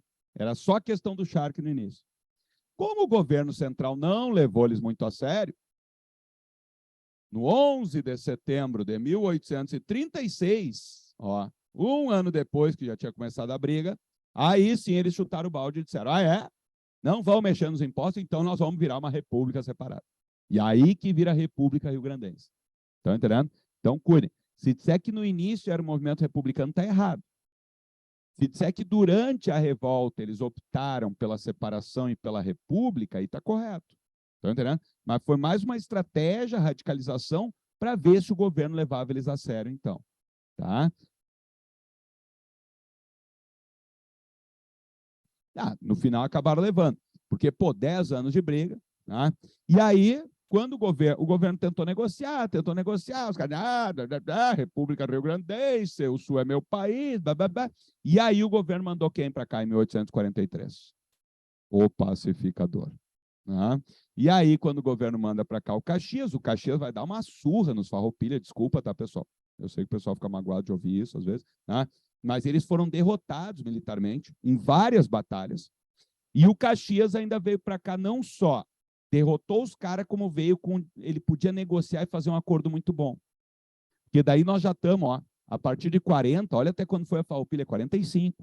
Ainda durou 5 anos do segundo reinado. E aí, no segundo reinado, mandaram o Caxias para cá e disseram para ele, acaba com essa revolta. Mata os caras que tu conseguir e propõe um acordo bom para ver se eles voltam a fazer parte do Brasil de uma vez por todas. Por quê? Primeiro, que era uma elite, né? Então, daí com a elite tu faz um acordo, super bom. Esse acordo de paz de Ponche Verde, é chamado de paz honrosa. É esse acordo que até hoje cria essa coisa que o movimento tradicionalista, vencemos. Não, pessoal, não vencemos. Mas sim, ganharam um acordo super bom. Mas paramos de lutar, mas saímos de cabeça erguida. Mostramos com que eles estavam se metendo. Né? Então, eles criam muito isso em cima desse acordo aqui. Tá? É chamado de paz honrosa. Eles ganharam tudo o que queriam, mais um pouco. O charque do Uruguai e da Argentina foi taxado, tá? Para beneficiar o charque do Rio Grande do Sul. Deixaram os rio-grandenses escolher o presidente da província. Tá? Todos os prisioneiros de guerra foram libertados, ninguém foi punido pela revolta. Os soldados do Exército Farroupilha foram incorporados ao Exército Brasileiro. Estão entendendo? Então, os caras ganharam um monte de coisa. Ganharam muita coisa. Tá? E foi um acordo bom. E aí, pensem comigo, se a URGS cobrar. Por que foi um acordo tão bom? Primeiro, era elite, né? Era elite rio-grandense. E segundo, o Império queria o Rio Grande do Sul de volta, porque estavam se aproximando novos conflitos aqui na Bacia do Prata. Agora, no segundo reinado, pessoal, vai estourar o quê? Guerra do Paraguai. Tu imagina a Guerra do Paraguai rolando e o Rio Grande do Sul dizendo que era um país separado. Isso não ia gerar problema para o Brasil Império. Né? Claro, eles precisavam da elite rio-grandense. Por isso, inclusive, eles já botaram os Farroupilha para dentro do Exército Brasileiro. Os caras são bons de briga, então já vem. Claro, vamos lá e vamos matar os paraguaios agora. Né? E aí tu vê que eles não eram tão republicanos assim. Os caras já entram no exército agora, ganharam tudo que queria, entram no exército brasileiro e vão matar Paraguai daqui a pouquinho. Tá? Desculpa, tá, pessoal, mas a gente precisa ter essa reflexão crítica aí. Tá?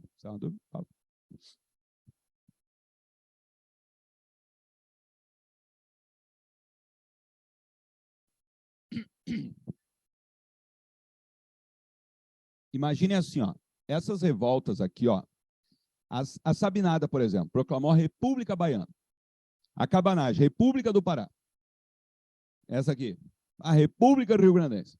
Isso ameaçava, isso pode cair na URGS também, ó. Eu acredito em momentos de iluminação, hein? Como é que é o nome? A Maria Eduarda, ó. Eu acredito que ela pode ter, ó, daqui a pouco ela trouxe uma resposta para vocês, hein?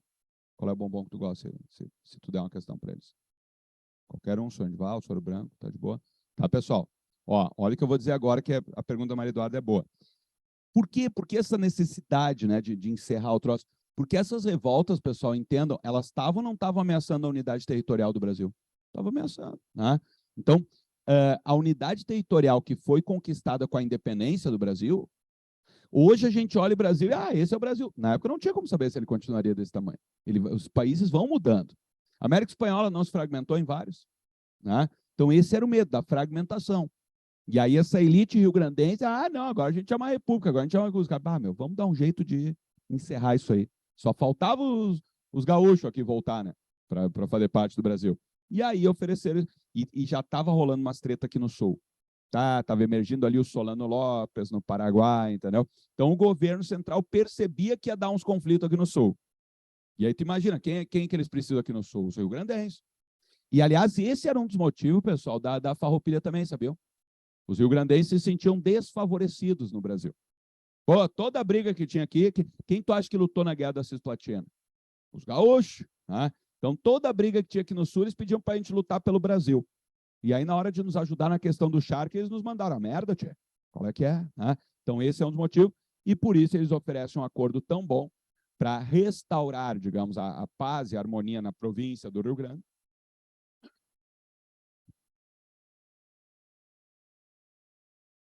Imagina.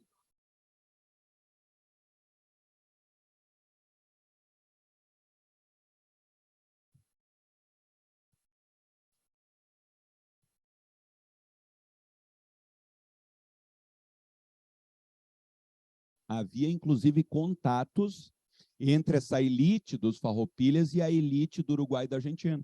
Entendeu? O Brasil vai virar uma república, vamos ter boas relações aqui e tal. Então, o Brasil, império, não podia permitir isso aí. Tranquilinho? Belezinha?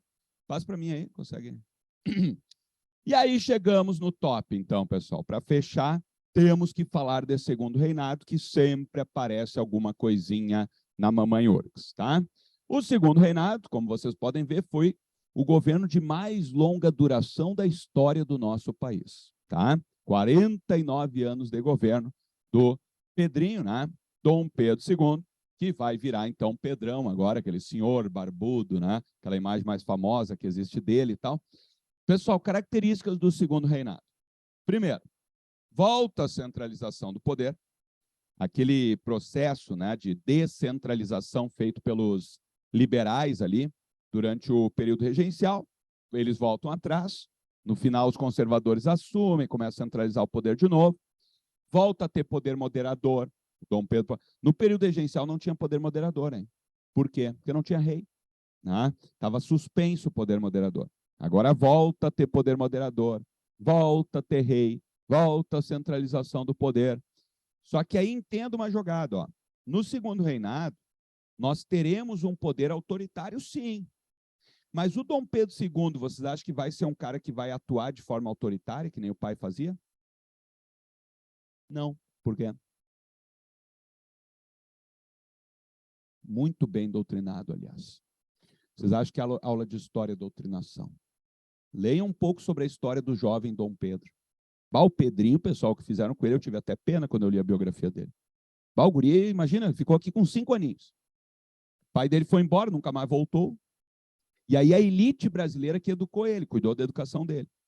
Cara, eles mandavam ele fazer uns cadernos de caligrafia. Vocês fizeram? A geração de vocês faz caligrafia ainda? Aquele caderninho para melhorar a letra e tal. Cara, e aí? Bom dia, tudo bem? Pessoal, ele fazia... Imagina preencher um caderno inteiro de caligrafia com frases do tipo: o rei não pode ser autoritário. O rei não pode ser autoritário. O rei... isso que é doutrinação. Imagina o gurizinho com 6, 7 anos de idade aprendendo a escrever, tendo que escrever um caderno inteiro. O rei não pode... Pegava umas frases iluministas, ele só estudava os iluministas, que eram os caras que eram contra o autoritarismo. Né? Então ele foi super bem doutrinado. Pô, ele ficou aqui com 5 aninhos, o pai dele foi embora e nunca mais voltou. Quando ele tinha 8 anos de idade, o pai dele morreu lá na Europa. A mãe dele morreu depois do parto dele, sabia? O guri não conheceu a mãe praticamente. O pai dele, com 5 anos, foi embora e disse: boa sorte, meu filho. E deixou na mão da elite que criou ele. E morreu lá em Portugal, o pai dele. Pessoal, a elite era tipo os pais dele, não é? Então ele vai governar junto com essa elite. Então, esse é o elemento interessante, ó, a conciliação das elites no poder. Ele vai governar junto com a elite. Ele tinha o poder autoritário na sua mão, mas ele não o utilizava de forma autoritária, o que vai garantir uma estabilidade, uma tranquilidade nesse período aí, tá?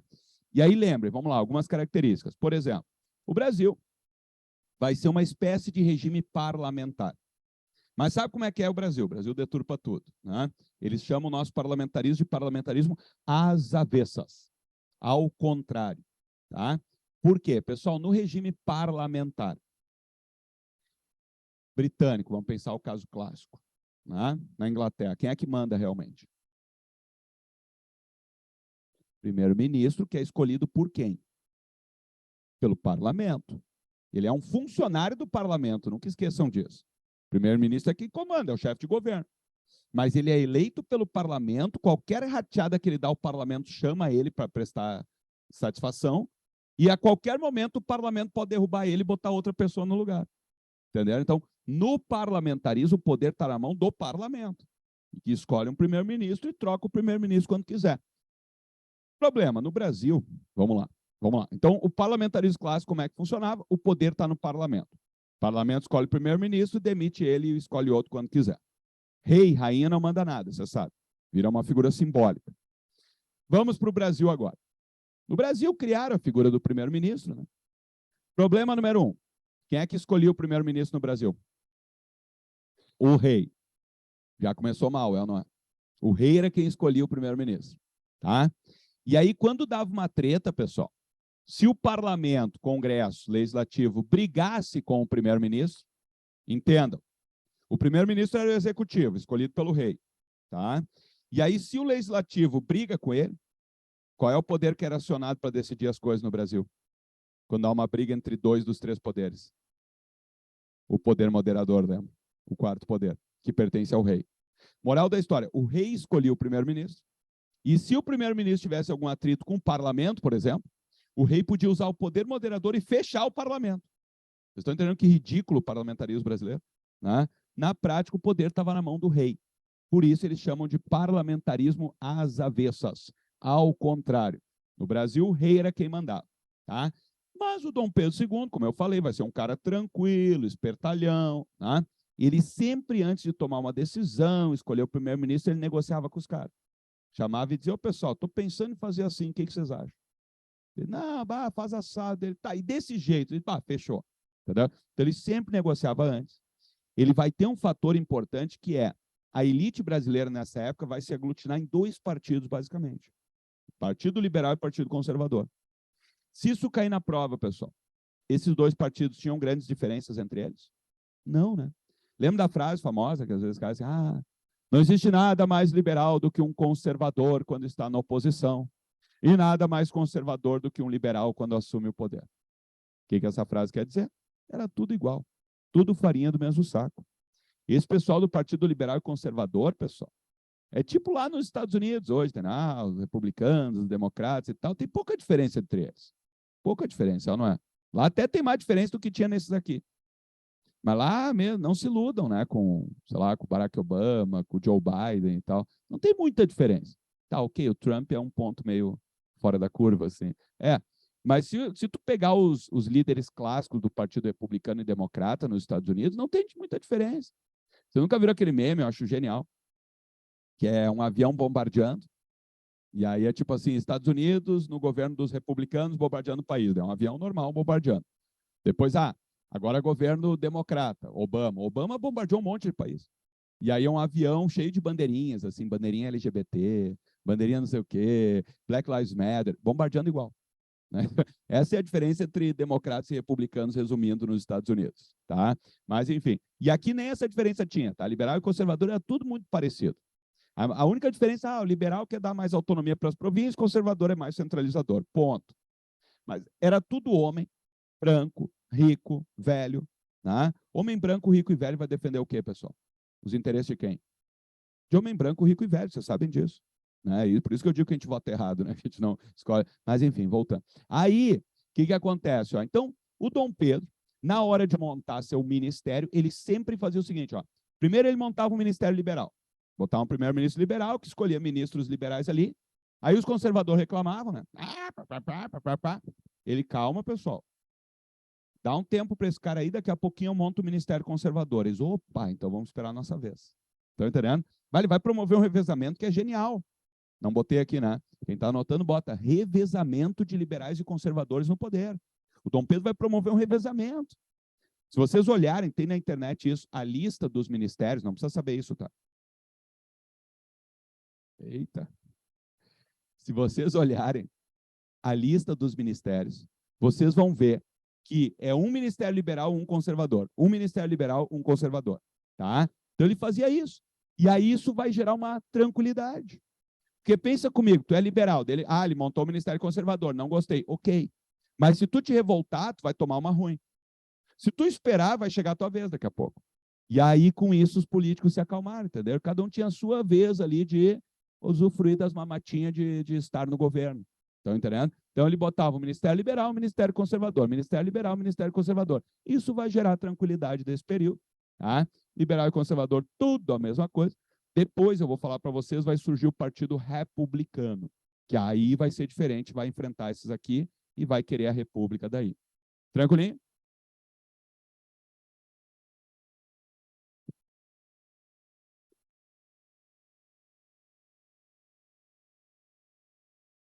Desculpa, volta para o início a pergunta que eu não escutei.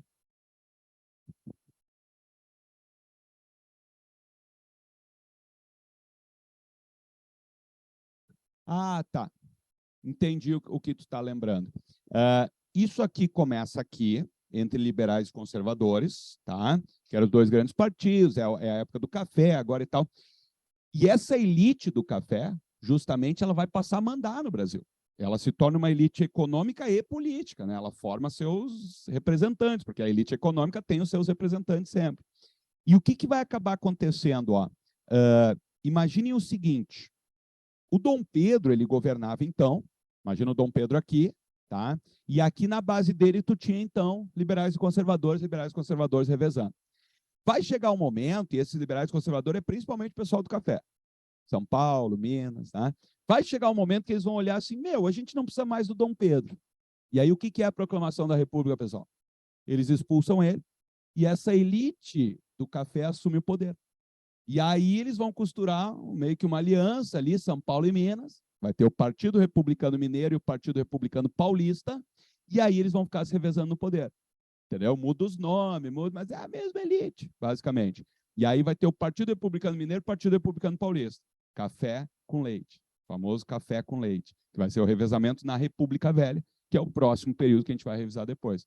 Parecido, entendi o que tu está lembrando, né? É isso, porque é a mesma elite, só vai mudando os nomes, vai mudando os partidos, né? Então, aqui a gente chama, então, de revezamento liberais conservadores, depois a gente vai chamar, eles vão estruturar bem o sistema, vai ser o café com leite, então, São Paulo e Minas. É o mesmo pessoal aqui. Tranquilinho? Ok? Ó, economicamente falando, pessoal, é o auge do café, tá? Falou de economia no segundo reinado, café, café, café, café, café. Muito café, lembra? Café, café, café, café, café. O Brasil vai estar produzindo muito café, café é o rei desse período. E aí o Brasil produz tanto café, e o café está bem valorizado no mercado internacional, que vai sobrar dinheiro do café. E eles vão investir em fábricas, indústrias nesse período. Né? Teve um cara chamado Barão de Mauá, lembra? Vai criar fábricas e tal. Então, isso aqui é chamado de primeiro surto industrial do Brasil. O Brasil vai ter uma espécie... Oi? Vamos lá, boa pergunta. Definam o que é um surto na economia. É algo rápido que surge do nada, momentâneo. Né? O Brasil vai se industrializar, o Brasil vai se industrializar. Dá um tempinho e já decai. Estão entendendo? Por isso, surto é algo rápido, momentâneo e que passa, não é? Né? Isso é um surto na economia. Né? Então, começa o Brasil, criaram fábricas, vão produzir, vão trazer para o Brasil navios a vapor, revolução industrial, vão construir trens, estradas de ferro pelo Brasil, infraestrutura, né? Então, o Brasil dá uma certa industrializada nesse período, basicamente com dinheiro que sobrava do café, mas daqui a pouco a Inglaterra olha e diz, não, não, não, a gente não quer o Brasil industrializado. E aí a Inglaterra meio que dá uma sabotada nisso aí, porque senão a gente ia parar de comprar produto da Inglaterra, né? E por isso esse foi apenas um surto, foi algo momentâneo. Quando é que nas provas pode falar assim, ó, industrialização valendo do Brasil? Quem é o nomezinho, quem é o cara? Getúlio Vargas, lembra? Aí, industrialização mesmo é Vargas. Aqui é surto industrial, tá? Vargas é o cara que vai realmente industrializar o Brasil. Outra coisa, cuidem, questão da imigração. Questão da imigração. Porque assim, ó, aí a Inglaterra começa a meter pressão para acabar com a escravidão, lembra? E aí a Inglaterra metendo pressão para acabar com a escravidão, os grandes latifundiários do café percebem, vai acabar a escravidão a qualquer momento. E aí eles começam a trazer os imigrantes, então. Então, no segundo reinado, vocês têm que lembrar que a gente tem essa substituição da mão de obra escrava pela mão de obra livre, principalmente trazendo brancos europeus. Aí entra a questão do racismo, aquelas políticas de branqueamento populacional. Lembra? A URSS gosta de botar o dedinho na ferida. Tá? Isso era uma política oficial do governo brasileiro. Não dá mais para escravizar? Então vamos trazer brancos agora. Tá? Italianos, alemães, lembra que Itália e Alemanha estavam um caos? Tá? Italianos e alemães começam a vir para o Brasil. Se cair assim, ó, São Paulo e Minas, que é para onde eles... Japonês é depois, República. Tá? Não é nesse momento aqui, é depois na República Velha. Ó, nesse momento é basicamente, principalmente italianos, tá? Que vão vir para São Paulo, Minas Gerais e tal. E aí vai ter o chamado sistema de parcerias. Você lembra o que era essa sacanagem aqui? Sistema de parcerias. O imigrante vinha, o Barão do Café pagava a passagem dele, ele chegava no Brasil todo endividado já, ferrado, ele ganhava uma terra para trabalhar, tudo que ele produzisse, metade era dele, metade era do senhor. Só que ele tinha uma dívida tão grande, até sair a primeira produção de café, que ele nunca conseguia pagar essa dívida, lembra? Parceria. Parceria é o caramba. Sacanearam os imigrantes aqui. Era tipo uma escravidão por dívidas, e aí eles assinavam um contrato que eles não podiam sair da terra enquanto não quitassem a dívida que eles tinham. Tá? Um troço horrível, não vai funcionar, vão estourar revoltas e tal. Depois esses imigrantes saem das fazendas, vão para São Paulo trabalhar nas fábricas, vão ser explorados também, e vão criar um movimento operário no Brasil. As greves, os sindicatos e tal, tudo vem desses italianos aí. Tá? Então, mas lembre desse sistema de parcerias. Isso aqui, ó, que cai muito na URGS, caiu na penúltima prova. Questão da abolição, pessoal, sim. Tem que lembrar essas leizinhas aqui. Tem que lembrar essas leizinhas, lembra? Por exemplo, em 1845, a Inglaterra, cuidem, isso aqui foi uma lei britânica, a Inglaterra estava naquela vibe da Revolução Industrial, lembra? Ela começa, não, trabalho escravo é ruim, eles não consomem produtos e tal. Então, em 1845, a Inglaterra, vendo que o Brasil não ia tomar medidas para coibir a escravidão e a vinda de novos escravos, baixou o chamado Bill Aberdeen. Pessoal, o que é o Bill Aberdeen? É uma lei britânica proibindo o comércio de novos seres humanos escravizados pelo Oceano Atlântico. A Inglaterra diz, está proibido fazer comércio de escravizados africanos no Oceano Atlântico. Ela tem poder para impor uma lei dessas nesse período? Tem. Ela tem condições de fiscalizar todo o Oceano Atlântico? Não. E brasileiro é liso, você sabe, a gente é rápido. Né? Então, e aí, pessoal, continua o tráfico, continua o tráfico. Só que aí eles pressionam o Brasil e, finalmente, em 1845, sai a Lei Eusébio de Queiroz, lembra? Que é o Brasil proibindo o tráfico de novos escravizados para o Brasil. Finalmente, o Brasil toma uma atitude. Antes teve algumas leis, cuidem, hein? A URSS às vezes pega pesado. Antes teve umas leizinhas aqui. Se aparecer alguma lei antes da Eusébio de Queiroz, são chamadas de leis para inglês ver. Já ouviram esse papinho? Lei para inglês ver. Eles faziam umas leis, tá proibido, aí pessoal, não pode mais trazer africano escravizado, hein? Ó, Inglaterra, tá aqui a lei, hein? E nunca mandaram um policial nos portos para fiscalizar. Por isso, lei para inglês ver. Continuava rolando o tráfico, tá? A lei Eusébio de Queiroz, sim, aí eles vão mandar policiais nos portos para fiscalizar e aí vão coibir a entrada de novos africanos escravizados no Brasil a partir daqui, a partir da lei Eusébio de Queiroz. E aí o movimento abolicionista está lutando, pressionando pelo fim da escravidão. Em 1871 sai aquela lei do ventre livre, lembra? Os filhos das escravas nascerão livres. Daí tinha uma sacanagem, né? A escravizada continua escrava. Então, como é que ela vai cuidar dessa criança e tal? Em 1800, cuida um detalhezinho. O Rio Grande do Sul libertou os escravos antes da Lei Áurea, sabiam disso? Isso para URGS, ó. Senhor, por quê? Nossa, RS melhora em tudo. Tá, não te ilude. Tá? Quase não tinha mais africanos escravizados nesse momento no Rio Grande do Sul. Por quê? Pessoal, quando ficou difícil conseguir novos africanos escravizados, não vinha mais da África, o Rio Grande do Sul mandou vender os seus escravos lá para São Paulo, Minas e Rio. Estão entendendo? Eles venderam. Esse é um dos motivos que a população negra no Rio Grande do Sul proporcionalmente é menor do que em outros estados. Vocês estão ligados, né? E daí no coleginho ensinam sempre uma visão bonitinha, assim, né, da história do Rio Grande do Sul. Crianças, por que no Rio Grande do Sul tem menos, né, uma proporção menor de negros na população do que em outros estados do Brasil? Crianças, porque para cá veio menos, né? Porque para cá veio mais alemão, italiano, açoriano, né? Crianças, ensino assim, vai dizer, né? Não é por isso. Pessoal, chegou a ter meio a meio, tá? Chegou a ter meio a meio no início do Brasil Império, negros e brancos no Rio Grande do Sul. Só que o que aconteceu durante o Brasil Império? Guerras, é ou não é? Quem vocês acham que eles botavam sempre na linha de frente dessas guerras aí? Os negros, né? Na Farroupilha traíram eles, lembra? No final, aquele episódio de Porongos lá, né? Troço horrível. Então, botavam eles a lutar em todas as guerras. Morreram muitos nessas guerras.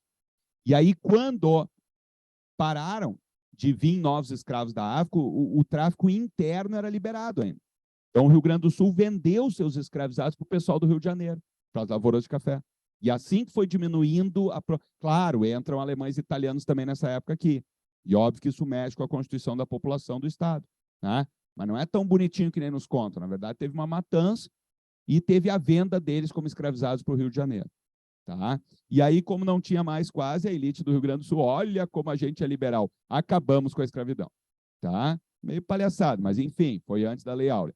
Lei dos sexagenários, né? Os acima de 60 anos seriam livres. Os caras não têm nem condição de trabalhar mais. Né? Lei palhaçada. Em 88, a Lei Áurea, então.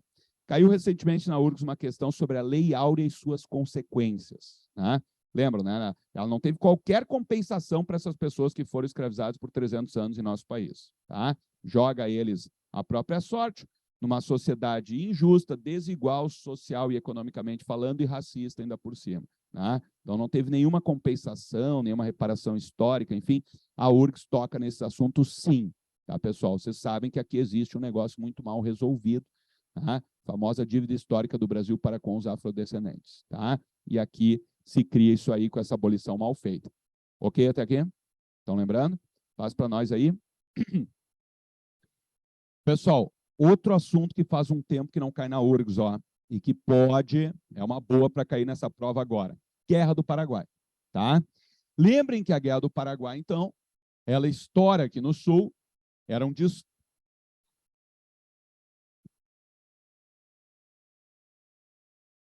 do mundo eu não diria, Matheus, porque se a gente for comparar com uma Segunda Guerra Mundial, por exemplo, né, essa aqui não é tão, entendeu? Mas da época, sim. Da época foi o troço horrível. Né?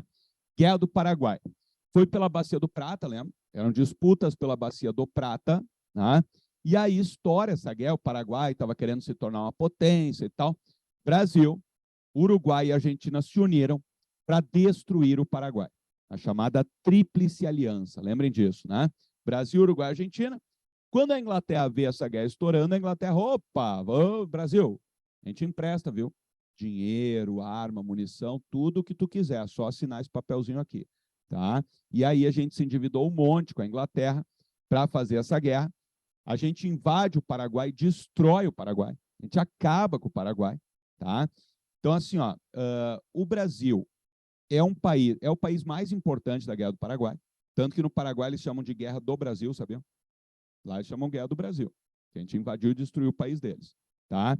No Uruguai e na Argentina, para valorizar o papel deles, eles chamam de Guerra da Tríplice Aliança. Né? Mas não foram tão importantes. Tá? O Brasil é o país que mais gastou dinheiro, mais se endividou com a Inglaterra, mais recrutou soldados e mais invadiu o Paraguai e matou paraguaios. Liderados por quem?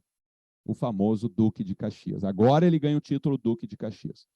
Ele é considerado o patrono do Exército Brasileiro por causa dessa guerra. O Exército Brasileiro, antes dessa guerra, não era nada, tá, pessoal? Ele transformou o Exército Brasileiro numa máquina de guerra e foi lá destruir o Paraguai, tá? A gente destrói o Paraguai.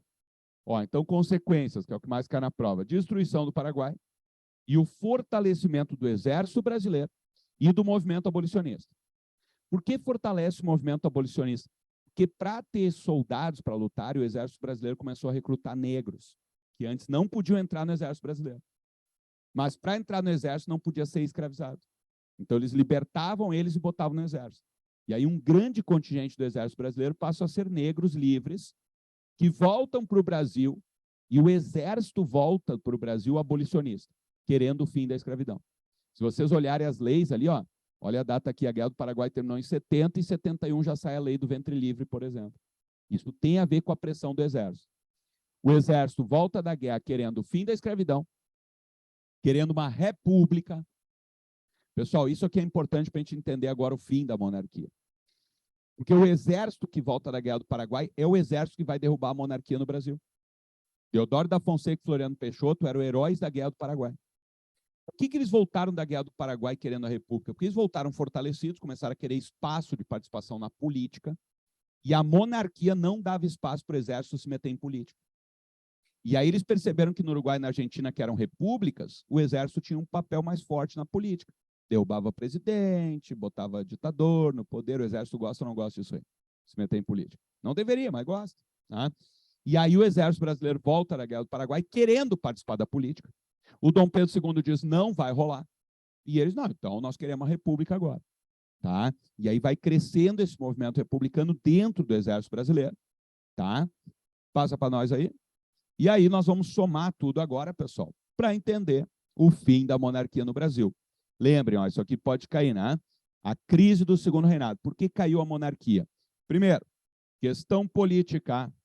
Em 1870, mesmo ano que terminou a Guerra do Paraguai, surge no Brasil o Partido Republicano, que vai começar a enfrentar o Partido Liberal e o Partido Conservador e vai defender abertamente a ideia de uma república. Começa a juntar os políticos a favor de uma república ali e tal. Esse é o partido que depois vai tomar o poder. Que nem eu falei para você, vai surgir o Partido Republicano Paulista, vai surgir o Partido Republicano Mineiro, que daqui a pouquinho vão se revezar no poder. A gente vai chamar de café com leite. Tá? Questão religiosa, a Igreja Católica vai se voltar contra o Dom Pedro. Por quê?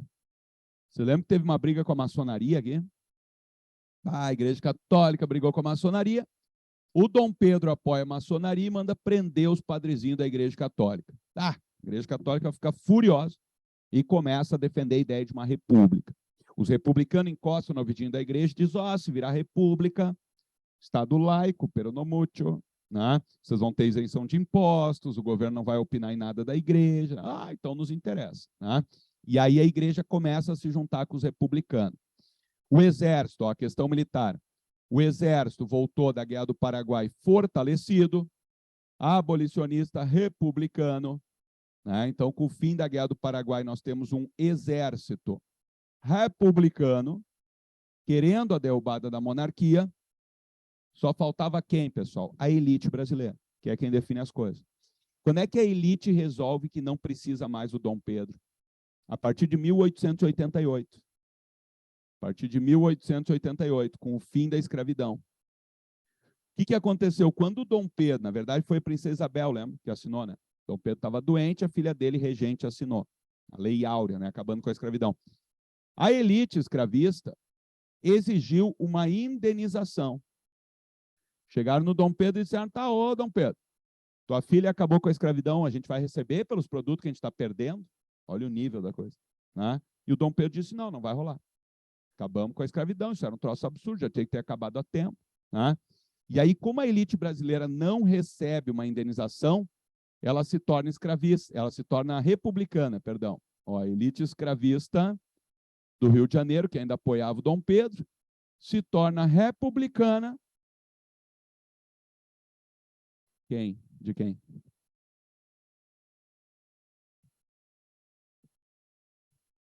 O Conde de, lembrei. O Conde de era... isso é um motivo secundário, Matheus, mas ok, também está certo. Porque se o Dom Pedro morresse, quem é que assumiria o poder, lembra? A Isabel. Ele não tinha filho homem. Esse é um dos motivos da crise da monarquia também. O machismo. A elite brasileira não aceitava a ideia de uma mulher assumir o poder. E ainda diziam que se ela assumisse, quem ia mandar no Brasil era o marido dela. Que eles não aceitavam a ideia de que uma mulher possa tomar decisões por conta própria. E o marido dela era um francês, Conde d'Eu, odiado pelos brasileiros. Então já havia um consenso que depois do Dom Pedro não ia mais ter monarquia. Quando acaba a escravidão em 88, ó, não é coincidência as datas, se liguem.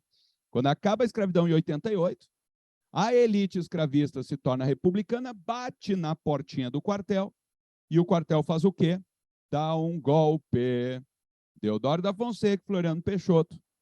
Em 89, ó, vocês estão percebendo ali? Um ano, 88, caiu a escravidão, no ano seguinte cai a monarquia. Porque no momento que acaba a escravidão, essa elite que apoiava ainda o Dom Pedro retira o apoio, e aí ele cai no ano seguinte. Nós temos um golpe conhecido como Proclamação da República. Eles dão um golpe, mandam Dom Pedro II embora do Brasil, e aí começa a história do Brasil República, então, que nós vamos revisar a partir da próxima aula. Tá? Fala, querido. Porque o exército participou da Guerra do Paraguai junto com o Uruguai e a Argentina, lembra? Uruguai e Argentina eram repúblicas. E aí eles perceberam, conversando com os generais lá do Exército Uruguai e da Argentina, que no Uruguai e na Argentina os militares mandavam na política. Essa mistura que se faz na América Latina entre política e exército, que não deveria ter, né? Mas tem. E aí o exército volta para cá querendo participar da política, só que a monarquia não permitia isso. E aí, não, então vamos derrubar e vamos para a república. E a república, a gente sabe, o exército se mete direto em política até hoje, né? Então, enfim.